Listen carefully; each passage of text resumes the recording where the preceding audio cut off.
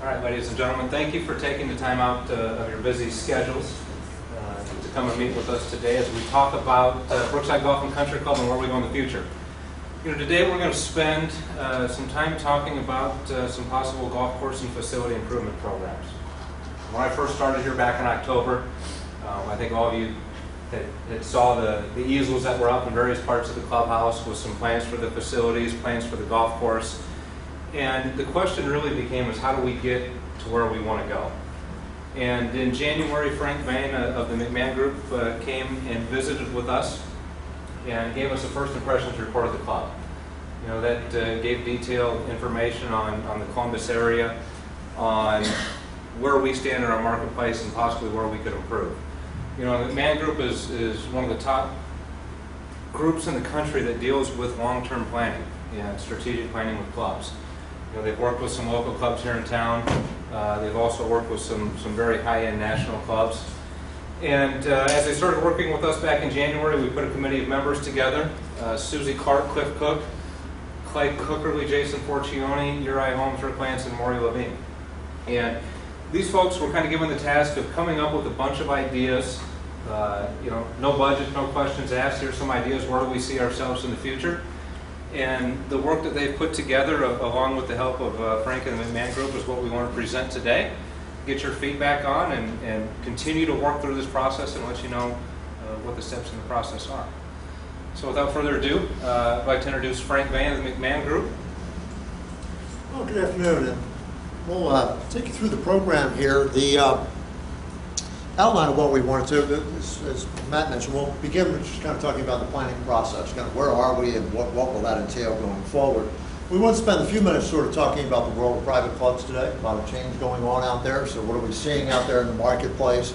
Goals and recommendations as the sort of the initial plans, and then ultimately some committee thinking around those topics, and then plans maybe as you've seen previously, but also with probably some new ideas, all of that incorporated into what stands as a potential long-range plan for the club. And it's very important that that's seen as potential. We're not saying that this is the only plan, it's the best plan, it's a solid plan to look at improving many areas of the club. We'll see where it goes from there based upon member feedback. Of course, a lot of that feedback is judged in light of what the things cost and how we would pay for them. And so that's part of this on a sample idea or a potential idea also. So we'll talk through all those things. If you'll allow me, I'll make that. If you could hold questions to the end, then that way we'll get through the entirety of the presentation, and then we'll have a Q&A session at the end for that. So. As I say, this is really a process. As Matt said, at the beginning, I guess that maybe this time last year there were some plans put together, there were some goals coming together and that sort of thing, thinking about where the club was and what kind of improvements might be in order. So those were not supported by sort of goals and other or a comprehensive sort of look at that, and so we asked our committee to kind of pull all that stuff together, and they did some review of that information, shaped it in different ways, made some changes to that, and got it into what we think is a cogent package. The important step from where we are today is that we see here right in the middle of the screen where it says member review and opinion survey. Key takeaway from this meeting is that there's no voting. In fact, there's not even a plan or really a full-on recommendation in this program. These are some conceptual ideas in a potential program. After these meetings, we're going to send out written material that includes everything that you're seeing here, and that will go to every member in the club. And accompanying that will be a survey instrument, which will ask you to rate these ideas, prioritize them, to indicate your support for them, what's more important, what's less important, any of those sorts of things. So it's really a sounding board, if you will, for you to react to and give some thoughts and give some feedback to the committee. So we can take that information and they can sit down and maybe put together a proposal. And that'll really, again, be determined by the will of the member and the support of the membership in the survey feedback that we get. So that's an important step in the program that everyone understands, really. We have a draft plan, if you will. We're testing that plan now against member opinion, and then we'll use that opinion and decide, do we proceed as is? Do we proceed at all? Do we make other changes? All of those are within the realm of possibility to come out of that. But we think we do a service for the club by trying to put all this into one package and giving members some context, what's happening in the club world, and an opportunity to provide some very good direct feedback. Also, when we do that survey, we'll publish the results of that. So you'll see that same kind of information that's going back to the committee. And then the committee, as I say, will sit down with that and decide kind of where this activity may go from here. So, and we'll talk about schedule and kind of a reminder. We'll go through that a little bit again at the end, and schedule of events to work through that. As I said, we want to take a minute and talk about club trends, kind of what's happening out there in the world of private clubs. At McMahon Group, as you saw there, we've spent about the last 30 years sort of studying private clubs all across the country. A lot of focus groups and surveys and case studies and things like that, and a lot of improvement plans at clubs. And clubs are in a very dynamic environment today. In fact, there are about 1,000 fewer Brookside Golf and Country Clubs in the United States today than there were in the 1990s. So that's about a 20% decline in member-owned golf and country clubs over that period of time. So that's pretty significant. Any industry seeing that level of change and contraction and consolidation, the marketplace is telling you something, a number of issues to think about there. Obviously, the economy in 2008, 2009 certainly had a major impact on that, but it was not the sole impact, because in fact, clubs were declining in the late 90s and early 2000s when we had some pretty good economies over that period of time too. And so along with economy, things like changing lifestyles, how people live today, family, household makeup, dual income households where there's a lot less time in the modern household, and one where there's projected to be a lot less time going forward as we continue to see more dual income households that way.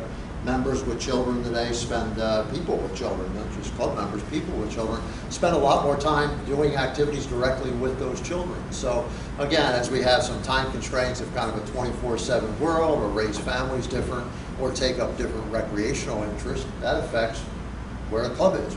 How important is it to us? What are we looking to do at the club? How much value can we get out of that experience?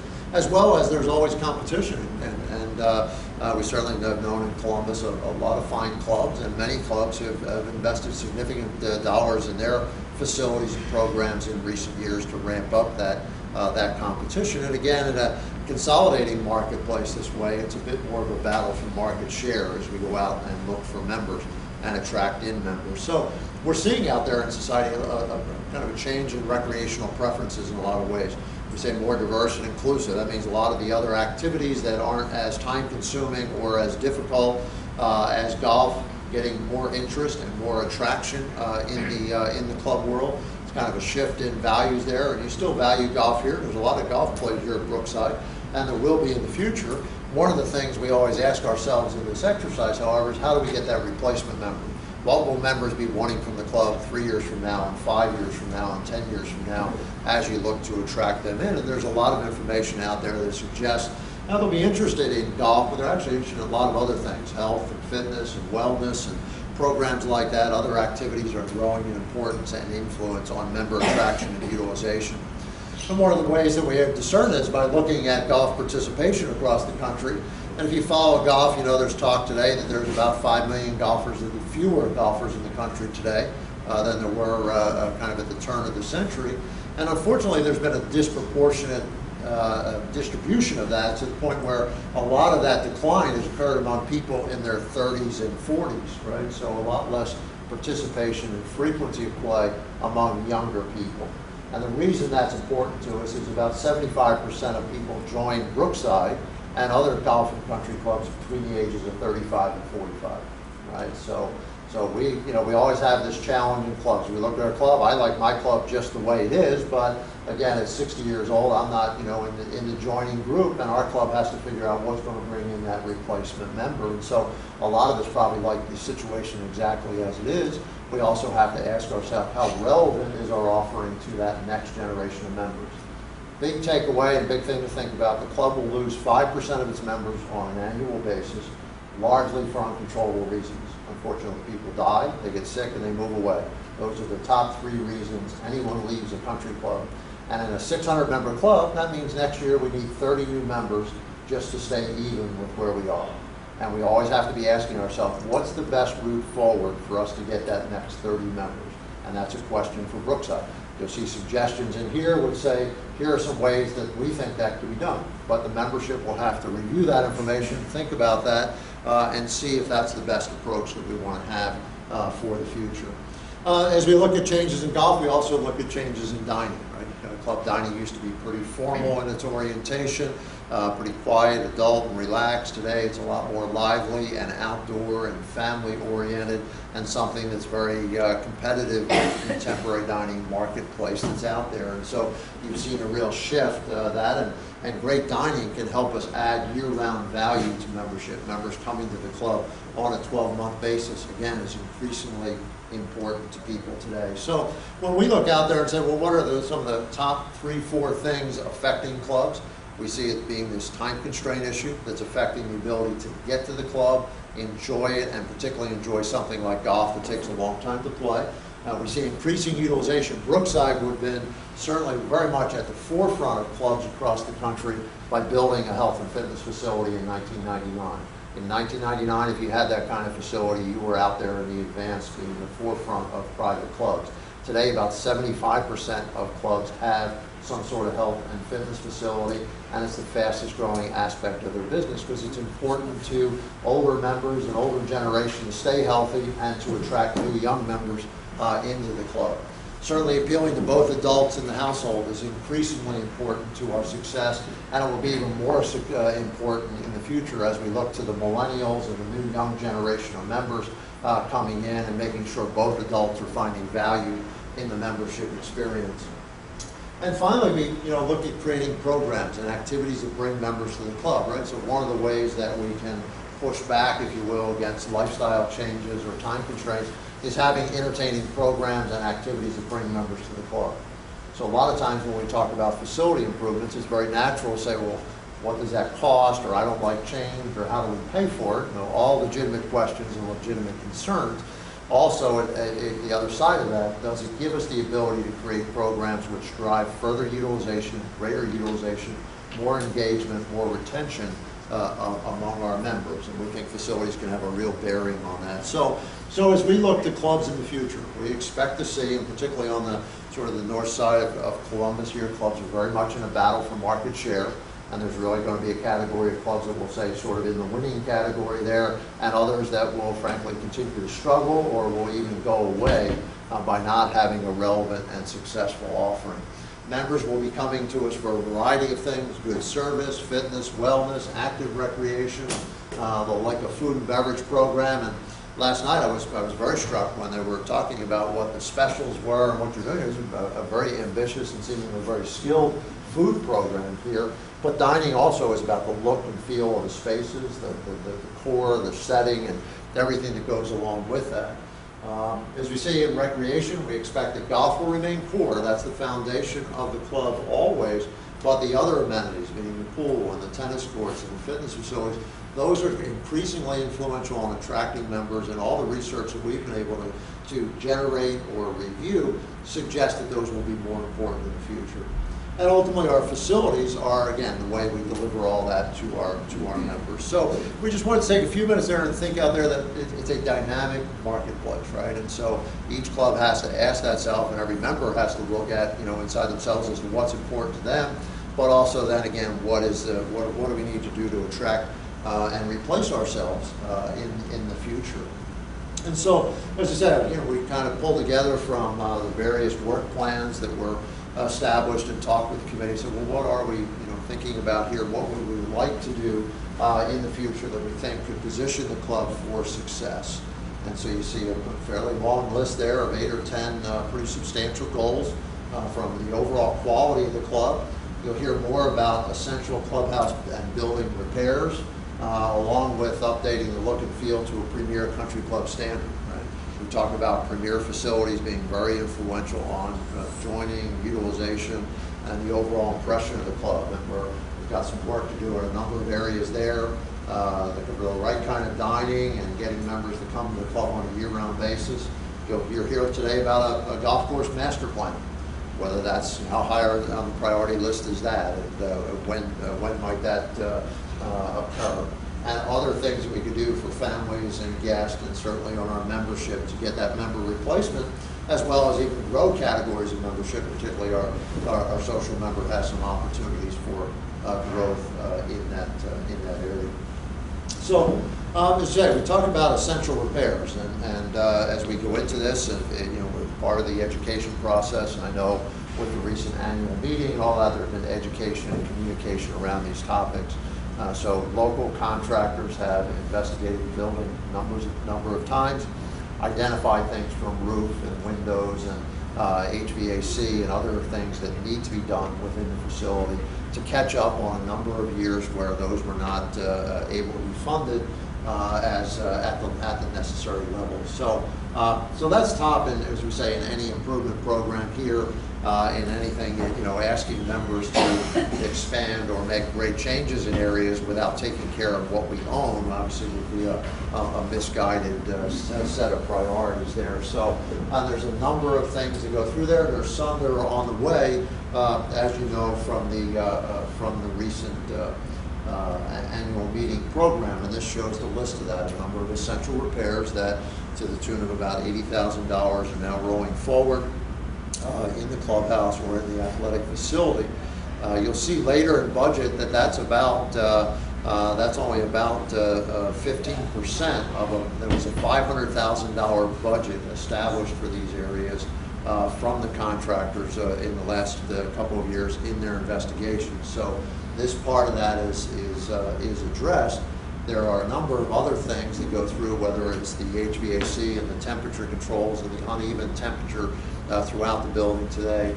A roof that's what, $110,000 or something. Generally a roof repair for the clubhouse, which clearly we have to have a sound roof to protect the building and be able to do everything else. And you see plumbing and all those things. So there's a pretty good list and a pretty detailed backup of folks that have investigated these things, identified needs in each of these areas. You see some other miscellaneous things that are maybe more on the outside and kind of the fit and finish side, exterior painting, driveways and roadways, and the maintenance building roof, and a number of things like that. So, well, we want feedback, and there will be things positioned as optional within any of these programs that you can think about.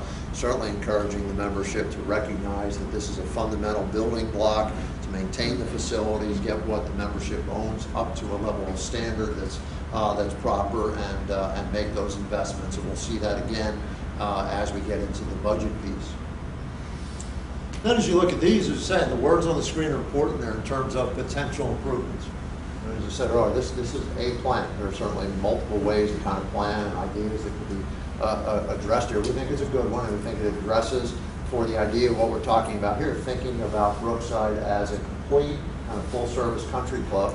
It goes through and hits all the major facility areas as you see there. So, but they are potential, and you'll be critiquing those, prioritizing those, et cetera, in your material. Additionally, there are, we'll say photos, or there are computer graphics and other things in there that show some potential look and feel of facilities. And again, those are just samples, right? Those are just ideas that your architect has prepared for the club as what may occur in any particular area. What the exact furnishings that are, colors, and all those kinds of things, a long way from that, but they're concepts, and they start to send a message as to what can be done in any of those particular areas. So we'll walk through each of these, and I'll explain this, and we'll zone in on these and come into, it'll have some larger graphics, and again, I would remind you that you'll be getting a written copy of all this that you'll be able to take a look at as you review it.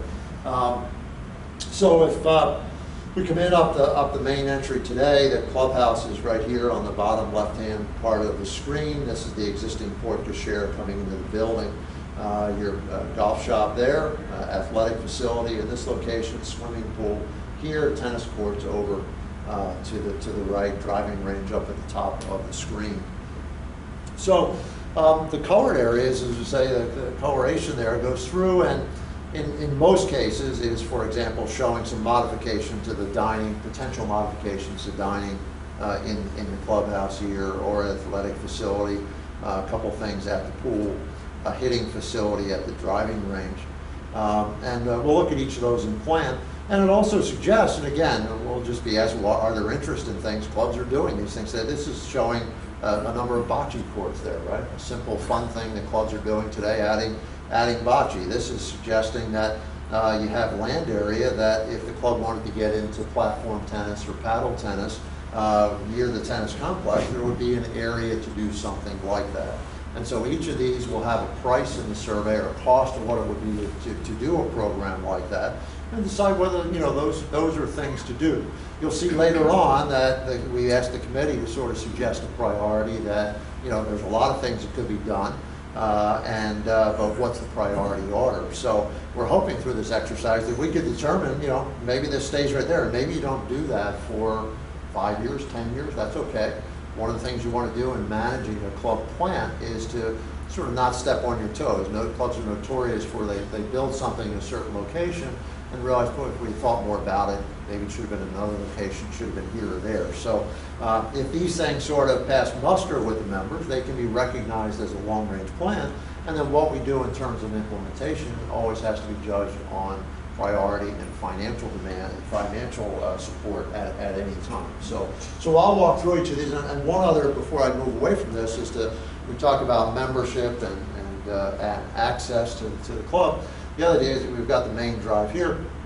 There's the talk of a new driveway secondary entrance coming to the club that connects better to the neighborhoods over here. So if we look at social member and making the club easily accessible to another group, more accessible to a group, then this roadway would be a piece of that, and that would be another way to do it. So again, plans can help us do a number of things. They can improve an existing experience. They can open us up in ways to marketplace. They could create new energy and new activities throughout our facility.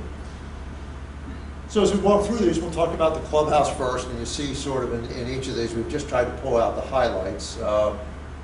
Essential repairs, we talked about roof and other things that are there, and also ongoing. As you know, your club has a monthly capital fee, so the club would still be spending money each year for annual CapEx, repair, and maintenance that goes on through facilities there. These are development ideas, things that would change an existing facility and get into a new program or a new activity, if you will. So I think this was a big part of discussion last year, was the idea, and whether it's an English pub, and that's why I say these are concepts, whether it's an English pub, whether it's an English pub or an Irish pub or any kind of pub, is the idea of a fun gathering space for members to come to the club. This is probably, and this was here before we were even brought into the club to consider anything, but we see across the country these fun pub-style facilities are the number one sort of development clubs are making to upgrade their dining and create energy and activity among members there. So the location of this today, this is your formal dining room, right? So it's expanded a bit. It comes out further towards where the fire pit is, down off the bottom of the page. The main entry to the building is up off the top left-hand side, and you come through your existing living room. And today, walk this way past formal dining and come into the pub where your bar is situated right here today. So in this plan, the bar would come out of there and come into the current formal dining space. That would get a whole refresh. It would get an expansion and a refresh with a new look and feel.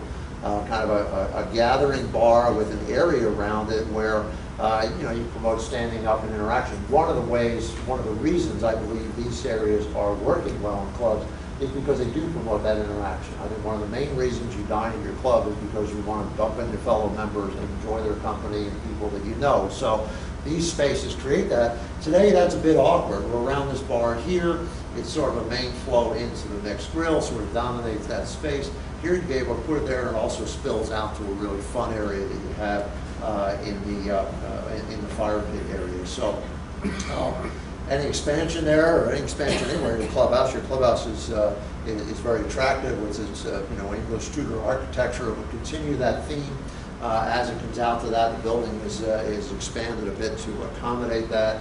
And again, internally, it would be a suggestion that there's an area where we might sit at tables or on stools. There might be some high tops that again promote being up and moving around.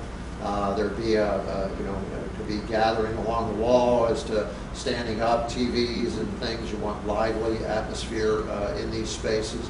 the bar. The bar could have a bit of a half wall here that might separate it directly from the dining, so when that standing around is occurring, it's a little more off into that zone as we do that. So those are working well at clubs and creating a lot of convivial activity and gathering and that sort of thing. As I say, one of the advantages of that, we think it's sort of by subtracting that from the current area here, you're really then able to take the two existing dining rooms, the mixed grill and the pub, and really make that club dining throughout.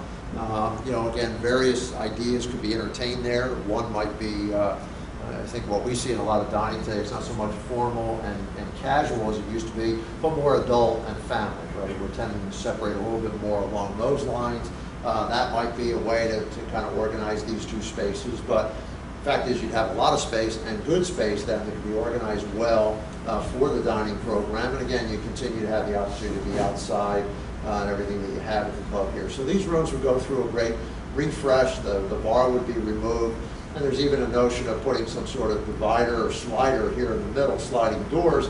Might be time you want to close off a portion of it seasonally, or maybe there's an event you want to run in there from time to time. You'd have some flexibility to be able to do that. So if we were back by the door to the men's locker room and looking back through the facility, we might have this sort of view with the door open. If we were coming in, the entrance is over here to the right. We're in the room looking through. This is where the bar is today. And again, that might be a sliding partition there, a kitchen off to our left, and a couple dining environments through that space there. Another piece of that, I guess we probably could even show these in the other order. The other is the sort of the first impression. And so this is the existing porte cochere coming in, front door of the club, reception area, main foyer, and as we just saw going through this living room, we get down to that pub and dining facility. And the idea is to just go through a refresh, first impression, as you come in the lobby there. That would include the restrooms that are over here as part of all that. So it create a new look and feel coming in there, and just a cleaner, modern look to that, or updated look to that impression. We can come in and go over to dining to the right, go over to the activities space where we're in on our left-hand turns there. Now you'll see in a minute on the site plan, there's a suggestion to take the ladies' locker room from the upstairs of the clubhouse here and move it to the sports activity building, the fitness building over there. That provides an opportunity on the upper level of the clubhouse, again, kind of an advanced offering that Brookside's had for a number of years now, is this sort of daycare activity space that you have. Gets good utilization, very important for young people today, and again, we expect to see more and greater demands on these going forward. The ladies' locker room, which is sort of inconvenient to golf and activities today, can then be removed over there, and that could be a space then. It says teens here. I suspect we're seeing a lot of demand for that more. The 8, 10, 12-year-old group is a space there. They're too big for the youngest gathering space, but they could go into this area here that's in the clubhouse. So you've got food and beverage that you're able to access through those in the clubhouse. And again, it helps families. We're at the club, kids to get done eating very quickly. They can go up and have fun and relax with their friends, and the adults can stay on and continue to enjoy the club. And we're seeing more and more of this, and we expect families more and more will be coming to the club in unison. That doesn't mean they're going to spend all that time together. This allows them to break apart and use it in some different ways. This would be that youngest set of that, a refresh to the existing space, and then that other area would include things more like table games and computers and things like that could be part of that. So those are the highlights of the clubhouse. When we think about the athletic facility, there's 3 big pieces to that. One, the ladies' locker room that we just mentioned. Relocating that gives us the opportunity to provide a new ladies' locker room in a higher quality and convenient location. The other is to address, we talk about the sort of the changes going on in health, fitness, and wellness. Good exercise equipment is part of that. You have a nice space for that. But really the growth area in that business are these exercise rooms, places that we can have classes, whether it's yoga or aerobics or golf stretching, and those kinds of things. multi-function spaces are really the growth area of that. So as we come in the main entrance to the athletic facility today, down this kind of double loaded corridor, we have lockers off to one side, we have the fitness on the other, and go on down, we have a ladies locker room in this location today, and tennis shop all the way on the far end of that facility. So in these red boxes here, and if you can follow my red dot, right there is the space that if you're over there, that often there's spinning bikes in there. That's kind of the multi-function space that you have today. So it's pretty small. This is the grill that really is not used as a grill anymore in dining area. And then this is the outside porch right in this location. So what the plan suggests is that all this area could be incorporated into the equipment, free weights, etc. So the workout space, if you will, all in this room. Pick up a little area there, put free weights into that. And again, just have more elbow room and better equipment through the space to do that. Then that grill space could really become one of the classrooms, and the porch could become another. And that would give you two spaces that could be used by different groups at different times to run different activities there as part of it. Then the other, as I say, is right now you come in this door here, the ladies' lockers and locker room is right in this box here, wet areas and showers, etc. So in this teal color here, we're really expanding that. This is new construction outside the building to put a full ladies' locker room to go along with that. So those would be the main highlights, and so that's pretty convenient to get over to the golf shop as part of that. It's convenient to access the health and fitness. Makes good use of plumbing and fixtures that we already have there, but is focused on giving us a new look and feel and a nice quality to the ladies' locker room as we come into the entranceway and come into the locker bays themselves.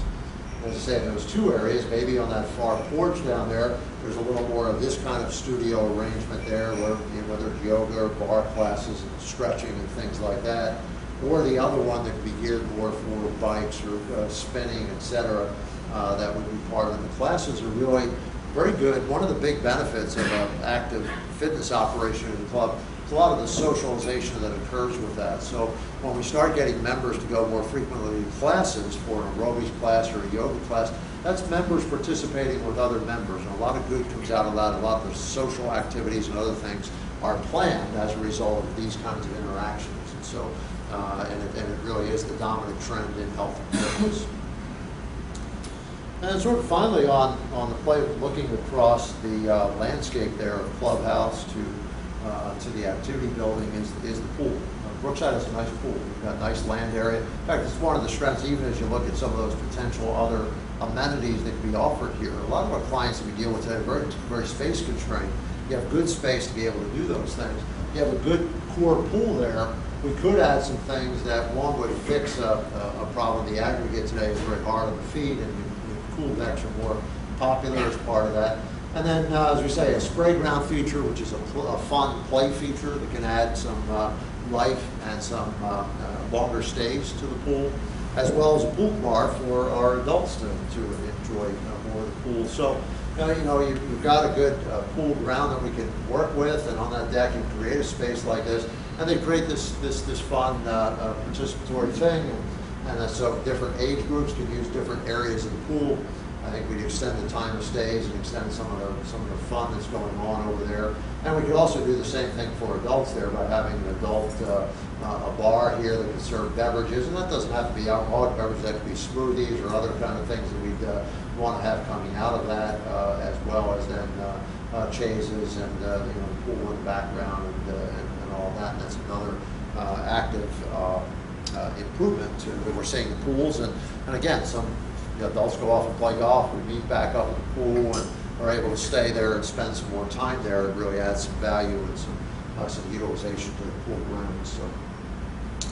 So Matt's going to take us through the golf course. Now this is, as I'll tell you, Brian Silva a number of years ago, many of you may be aware, created kind of a master plan for the golf course. And this talks about the highlights of that plan. To back up what Frank has just said, that in a slide previously, that golf is still core. Golf is still going to be core at country clubs, and we need to have a plan in place not only for our facilities but for the golf course as well. Brian Silva came in a year or two ago, highly regarded golf course architect, worked with Carl Wittenauer, our superintendent, and our greens committee, and put together a long-range plan that really focused on greens, tees, bunkers, and tree management. If you look at what that plan would call for on the greens, is that we would not alter our existing green surfaces. By that I mean the grass is going to stay the same. We're not changing them. We're not blowing them up and starting over. We will restore some of them back to their original designs, just like we did on number 7 this winter. Get their sizes and shapes back. That would also recover some of the lost areas due to mowing patterns over the years. And by making those changes, we're going to give all players of all levels greater shot options. And I think that's the one thing that you're going to hear throughout on the golf course portion, is that Brookside has really become a one-shot golf course.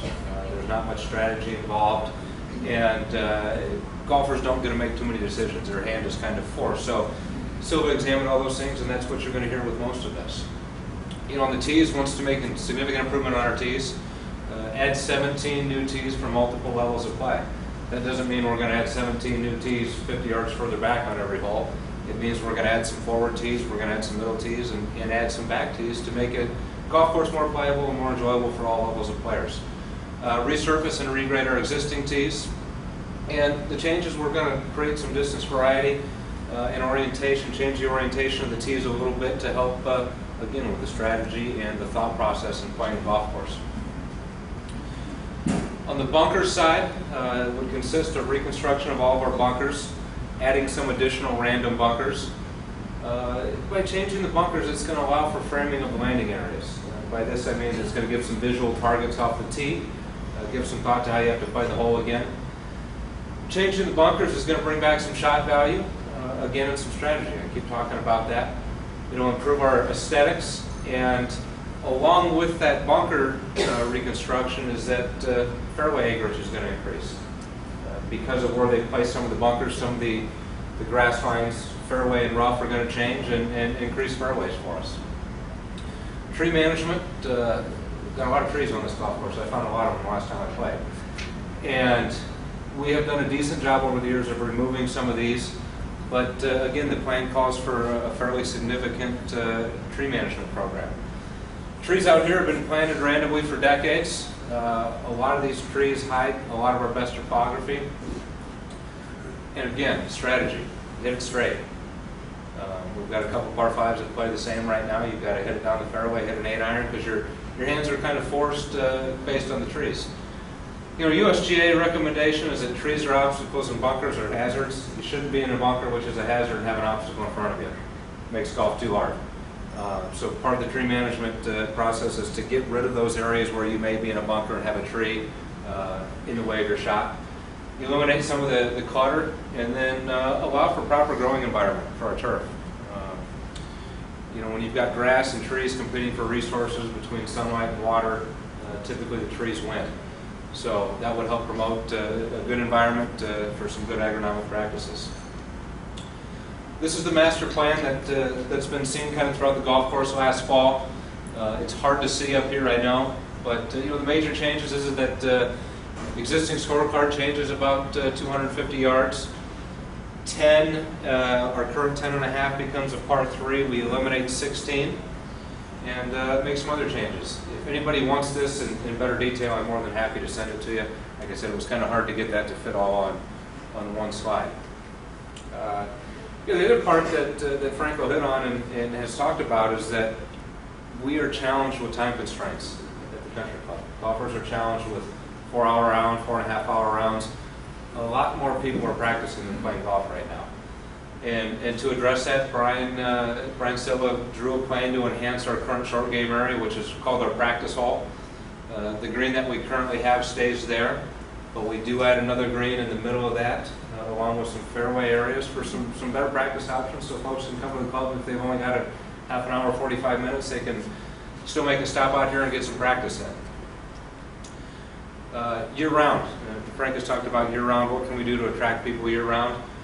Year-round practice facility. McMahon did a nice drawing for us there. We talked about that on the back side of the green. This will allow our members to come out in wintertime practice. You can hit outside. We can use TrackMan. We can do some virtual golf, but again, gives us another option for people to be active 12 months throughout the year on the golf course portion of it. Good, thank you. So, as you know, with just a few more minutes, we'll talk through. We pointed out some of those other ideas earlier, some other things on the. You see the short game practice and year-round second entry as part of it. Bocce, paddle. Those are things that could be considered in the plan. Also, that's where that year-round facility may go or could go. As part of that, applying to this year, they kept on additional assistant pros this year. They built one of these and had such demand for winter lessons. It was very successful as part of that. And we've talked about the different areas as we go around the site plan. So we'll be interested in getting member feedback about the desire for any of those, and are they important to us? Of course, to judge that, you say what do things cost? Now, again, I just stress it's very important. It's not a proposal to do all these things. It's an effort to create a long-range plan, just like you have that long-range plan for the golf course. You could break that down. I belong to a club right now. We have a master plan too. We're just doing the bunkers, right? So things can come out of the master plan if we were just doing something like that on the golf course. A lot of these other areas have that same sort of flexibility to them, or piece separation that you could do in any of those particular areas. So, but if you had to put a value on them and say, geez, we want to build all these things within the next year or two, this is likely what it would cost, and that's around $6.5 million, and it includes everything associated with that: furnishings, fixtures, equipment, professional fees, etc., to get something like that done. So the committees then put together this long-range framework. Golf course framework was already there. Put that together, and then we asked them and said, well, what would you do? Right? We thought it was important to put something out in front of the membership that said, having thought about these things and talked about a lot of options of what could be done, what would seem to be in their mind to have the most initial impact going forward. And that's always a question of, okay, where are the top priorities? What's reasonable in terms of a financial plan? And again, where do we get kind of a bang for the buck in terms of making those investments? And I think what you'll see here on this chart, again, this says possible initial improvement program. If we look at the slide 2 pages ago and say that's a menu, this is one thing that could be ordered off that menu. And this order says, well, we think the dining chunk is a real big piece for us. We think getting that pub and refreshing the dining areas and all that. And I think when you look historically at most clubs, dining and golf are really pretty much equal in the minds of members as an important initiative, important program that we would offer. So a lot of the dollars go into that in terms of the development dollars. The 2 pieces around that, obviously the essential repairs lead the way, and that's a big part of the program. And then the other was the ladies' locker room, to get that facility up to speed and get it in a better location. Brings us into just under $2.3 million as a possible initial plan. Now you'll be getting in your surveys that big menu that we just saw. You'll be getting an outline of this and judging, is that the plan? Do I want less than that? Do I want none of this? All of those are options that you will have a chance to express. We certainly encourage support for, at a minimum, the essential repairs, and I'm certainly in the camp and we'll be looking for the data from the membership, but dining does really correlate to overall member satisfaction and utilization. It really is a driver of socialization. I think if you had that facility with a number of these modifications, I think the membership would benefit greatly by that. How do you pay for something like that? A lot of options and conversation around that topic were discussed, but essentially after going through those and thinking about different ways to do that, the club really landed on a notion that says no upfront assessment, take on debt of about $2.25 million. The club has a little less than $1 million worth of debt today, and then service that debt with monthly capital fees coming from members. $50 from anybody in the full member category and $30 approximately in the other categories that we grade on down across the membership area there. This is pretty standard form of what clubs are doing today. They talk about a lot of options to raise capital and make investments with money at the cost that it is today and the availability of that, rather than the one-time assessment or other programs. This tends to smooth that. And we actually have a lot of clients that have a debt level. They pay down that debt and they go back to that level, and they just kind of manage their resources that way to even out development and as a way to then implement that long-range plan on a steady as-you-go basis over the years. So this would supply that program that we just looked at. So again, we could look at that from, that's a way to raise $2.25 million. Now we could direct that to any part of the club that we want, and those are the options. That's what it would cost members to do that, and use that same flow program. You might ask yourself about, we're certainly aware anytime that we have a capital program, whether it's to raise $50 a month or whatever, some members would leave the club, right? That certainly happens as you get into these things. But we study those things quite a bit, and actually the results of clubs investing in improvements that are important to their members has generally a positive effect on membership activity. You see here, we looked at clubs with about a $2.5 million average minimum expenditure to go into that. 93% were where they were on membership or had more members. Obviously, the bigger one was close to 60% had more members with an average increase of 10%. So generally had pretty good growth, and they had a lot more utilization of their food and beverage areas. That's often one of the key things that they're spending their money on. And again, we're not looking at that increase in utilization there from a dollars and cents bottom line standpoint. That just shows more engagement and more value that members are getting by participating in the club that much more by investing capital. So capital can refresh, put in new ideas, respond to lifestyle changes that are out there, and help energize our club activity and our membership plan. So in closing, we just remind you of this. These are ideas. It's a menu. We hope you find some value in understanding what those ideas and where they came from and what they could potentially do for the club, what they cost, how things may be paid for, and now members will get a survey that will have them do that. We're doing that. That survey was designed by us. It will come back to us. We'll report on those results, and then, as I say, the committee will sit down with that and decide what action is warranted from that. Do we continue forward just like this lays out here, or take other measures? And all of those are we'll see what comes out of that. This is a potential schedule really around the idea that I think if the survey then came back and indicated there was some support for a number of these ideas, it could be that by the fall, a communications program coming back to the membership saying, hey, we tested the plan. There was a lot of support for X, and that's the proposal out to the membership. Again, if the members are want more time, like the ideas, do it at another time. All those are possible. Or if it's complex and takes more time, there's no goal to specifically get to a finalized proposal in this time frame. It's to get it right, do the right thing for the club, get the right plan in place. Then we can worry about implementation schedules and other things that go along with that. And so a summary of things at the end here, we're talking about a lot of what we've hit on, a fine club, some dated facilities, some essential repairs in areas to be addressed. We think addressing those in a number of ways will have positive impact on utilization and membership activity at the club, and also close the gap on these essential repairs that are hanging over the club and really need to be addressed. So that's the program. We're certainly interested in your thoughts and comments and any clarifications we can offer here today. And as I said, you'll be getting material more on this, and this process will continue now over the next several months. So.